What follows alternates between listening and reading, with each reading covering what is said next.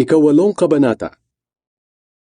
Pinagaling ni Jesus ang lalaking may malubhang sakit sa balat. Nang bumaba na si Jesus mula sa bundok, sinundan siya ng napakaraming tao.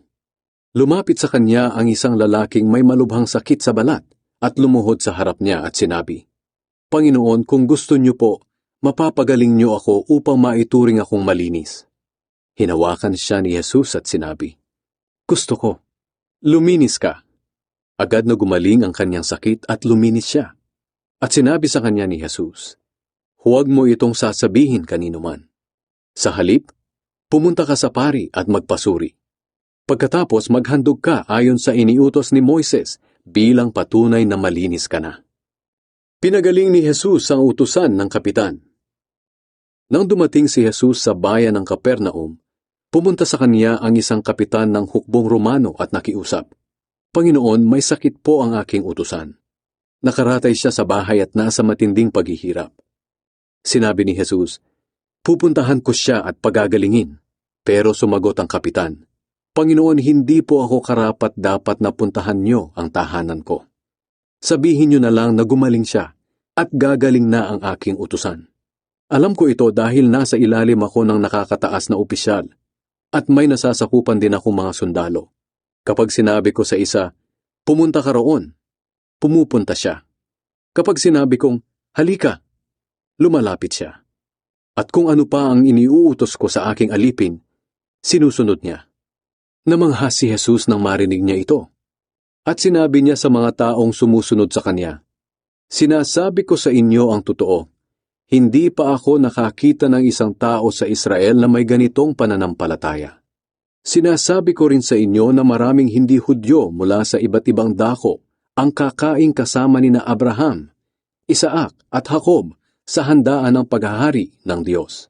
Ngunit maraming Hudyo na paghaharian sana ng Diyos ang itatapon sa matinding kadiliman sa labas. At doon ay iiyak sila at magngangalit ang kanilang mga ngipin."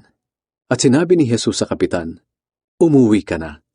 Mangyayari ang hinihiling mo ayon sa iyong pananampalataya." At ng oras ding yon ay gumaling ang utusan ng kapitan. Maraming pinagaling si Jesus. Pumunta si Jesus sa bahay ni Pedro. Pagdating niya roon, nakita niya ang biyanang babae ni Pedro na nakahiga at nilalagnat. Hinawakan ni Jesus ang kamay ng babae at nawala ang lagnat nito. Bumangon siya at pinagsilbihan si Jesus. Nang magtakip silim na, maraming sinasaniban ng masasamang espiritu ang dinala ng mga tao kay Jesus. Sa isang salita lang, pinalayas niya ang masasamang espiritu at pinagaling ang mga may sakit. Ginawa niya ang mga ito upang matupad ang sinabi ni Propeta Isaias. Kinuha niya ang ating mga sakit at inalis ang ating mga karamdaman. Ang pagsunod kay Jesus.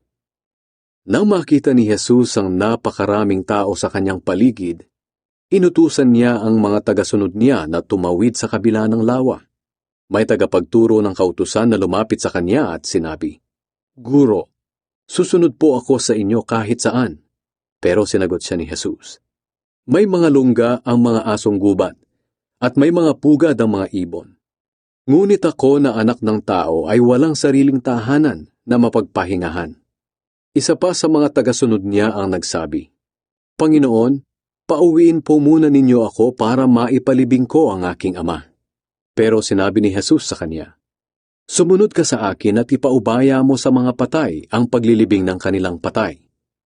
Pinatigil ni Jesus ang malakas na hangin at alon. Sumakay sa bangka si Jesus at sumama ang mga tagasunod niya.